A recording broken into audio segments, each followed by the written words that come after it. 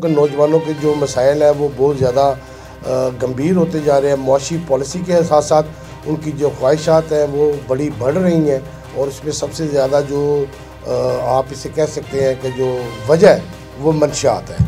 इसके ऊपर पुलिस की तरफ से या जो अदारे हैं उनकी तरफ से रोकथाम ना होने के बायस जो नौजवान जो नस्ल है वो पूरी तरह बर्बाद हो रही है। हमारे शहर की एक सकाफत थी कि बच्चों के साथ इलाकों की रौनकें होती थी और जो अफ़गान बस्तियाँ थी वो बिल्कुल अब खामोश हो चुकी हैं, वीरान हो चुकी हैं। जो अफ़गान शहरी थे उन्हें कैंपों में या अफ़गानिस्तान में वापस उनके शहरों में या मुल्कों में भिजवा दिया गया है। अस्सलाम वालेकुम, आप देख रहे हैं इमरान न्यूज़। मैं हूं आपका होस्ट अब्दुल रहमान और मेरे साथ मौजूद है senior crime reporter Rana Aamir साहब।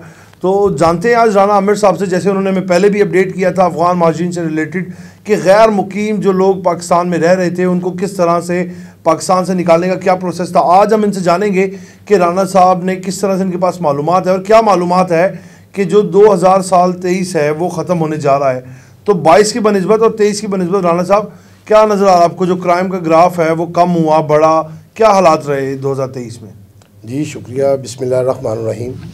अब्दुल रहमान, मैं आपको बता दूं कि जो 2022 है वो कुछ बेहतर रहा था, मगर उसकी निस्बत 2023 जो भी रमा 10 माह है और उसका जो क्राइम है वो 2022 के मुकाबले पूरे साल के मुकाबले में 2 गुना ज़्यादा है।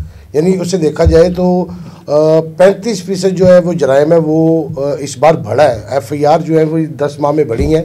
उसमें जो सबसे ज़्यादा जो वारदातें हैं, जो जुर्म रिपोर्ट हुए हैं वो डकैती के हैं। आपको मैं बता दूं जो 2022 में जो कत्ल की वारदात थी, यानी दौरान डकैती जो कत्ल की वारदातें थी वो 17 थी पूरे साल 12 माह के दौरान।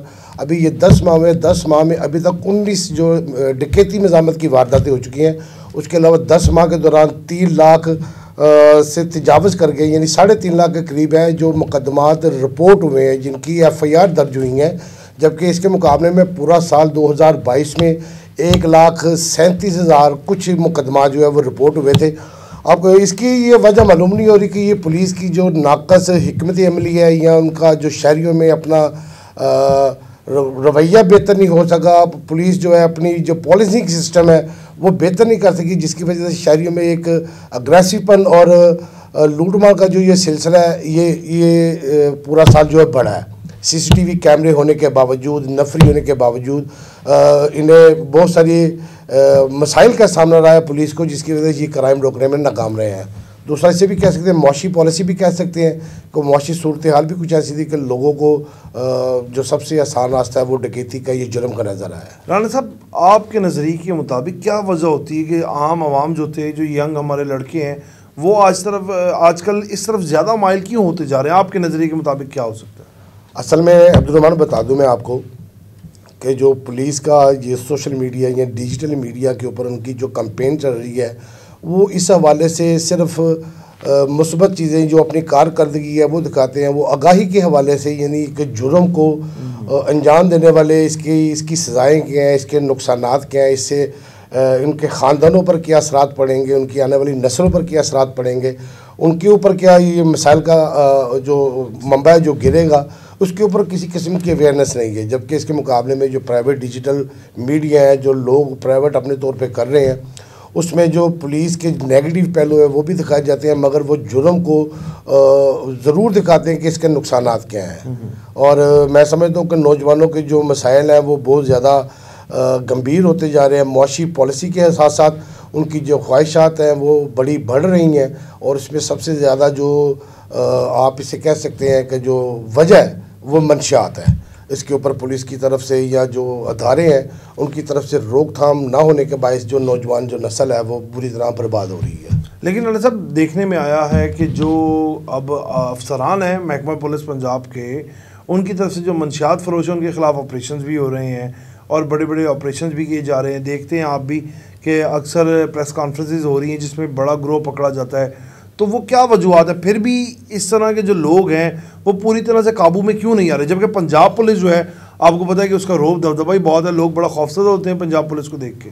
जी बिल्कुल, आप दुरुस्त फरमा रहे हैं, लेकिन मगर इसके बरक्स अगर हम देखें तो वो मंशियात में मुलव्वस जो असल ग्रोह हैं, असल जो लोग हैं वो गिरफ्त में नहीं आ रहे।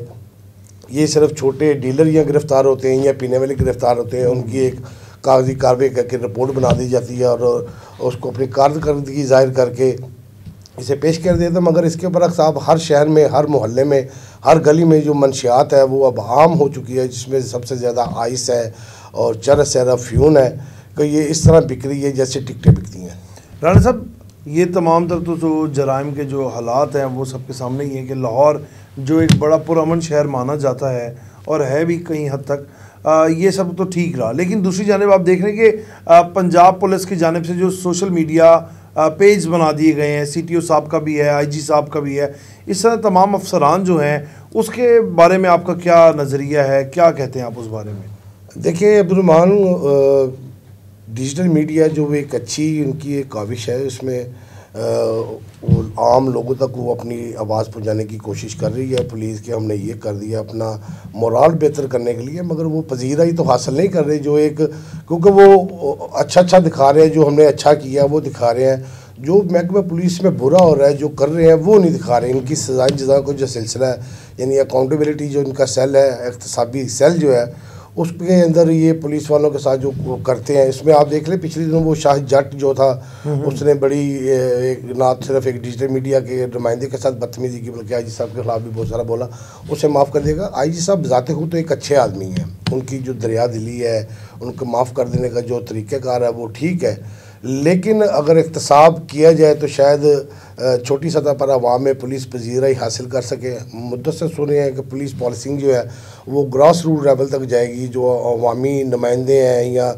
इलाके के जो मोअज़्ज़िज़ीन हैं उनके साथ मिलकर हफ्तावार एक मीटिंग करेगी, उनसे इनके मसाइल पूछेगी, मगर पुलिस वो अपना फ़र्ज़ अदा नहीं कर सकी, जिसकी वजह से मुआशरे में बहुत सारी जो बुराइयाँ हैं वो पलप रही हैं। जी राणा साहब, ये सब तो ठीक था, लेकिन जहाँ पर हमने पुलिस की कारकर्दगी देखी कि वो कहीं ना कहीं नाकिस कारकर्दगी है, लेकिन जहाँ पर कारकर्दगी से जुड़ी काफ़ी चीज़ें होती हैं, पुलिस को माली मसाइल का क्या सामना करना पड़ता है? जी बिल्कुल, मैं आपको एक सीधा सी चीज़ बता दूं कि पुलिस के जो फंड्स हैं, अखराजात हैं, उससे हटकर एक उनका जो बुनियादी जो मसला है वो वर्दी का होता है कि हर साल एक एहलकार को 2 वर्दी दी जाती है, एक मौसम गर्मा की और सरमा की, दूसरी मौसम सरमा की।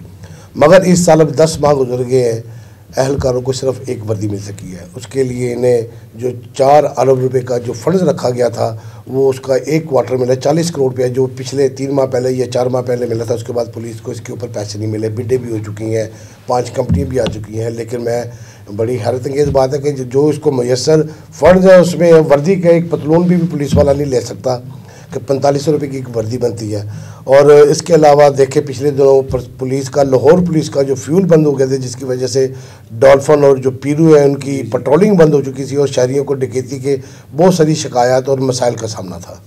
ठीक है राणा साहब, ये तो बहुत अहम मालूमात थी जो आपने शेयर की।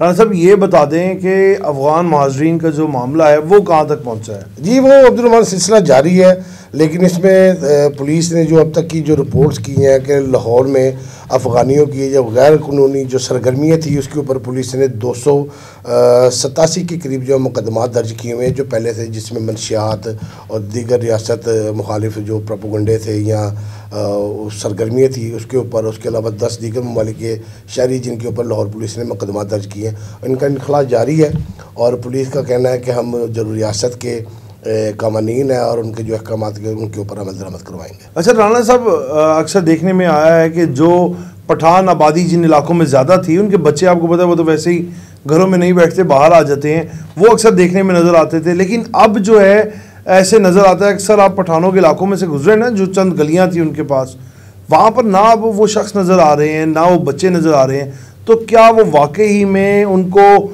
जो है पनाहगाह वहाँ तक पहुँचा दी या वो खुद कहीं पर अंडरग्राउंड हुए में? नहीं, ये आपकी बात तो ठीक है। एक हमारे शहर की एक सकाफत थी कि बच्चों के साथ इलाकों की रौनकें होती थी और जो अफ़गान बस्तियाँ थी वो बिल्कुल अब खामोश हो चुकी हैं, वीरान हो चुकी हैं। जो अफ़गान शहरी थे उन्हें कैंपों में या अफ़गानिस्तान में वापस उनके शहरों में या मुल्कों में भिजवा दिया गया है। आप ठीक कह रहे हैं कि अब वो जो इलाके हैं वो वीरान पड़े हुए हैं और इनके जो इनखला का सिलसिला है वो जारी है और ख्याल से ये आखिरी दम तक और आखिरी शहरी निकालने तक जो हमारे अदारे हैं, कौमी अदारे हैं, वो एफर्ट करते रहेंगे। चलिए, बहुत शुक्रिया राणा साहब। राणा साहब ने हमारे साथ बहुत अहम मालूमात शेयर की। पुलिस को जहाँ पर मसाइल का सामना करना पड़ता है वहाँ पर पुलिस की कुछ नाकिस कारकर्दगी भी है आईजी साहब ख़ुद तो बजाते एक मौजूद शख्स हैं, एक अच्छी शख्सियत के हामिल हैं। वहाँ पर उनको चाहिए कि जो पुलिस को दरपेश मसाइल हैं उनको दूर करें। अगर उनके मसाइल दूर होंगे तो उनके साथ साथ जो आम आवाम है उसकी जो कहते हैं कि जो पॉजिटिव वेव्स हैं वो आम आवाम तक पहुँचेंगी। तो इसी के साथ अपने मेज़बान को आप इजाज़त दें, आपसे फिर मुलाकात होगी नए प्रोग्राम के साथ। तब तक के लिए अल्लाह निगहबान।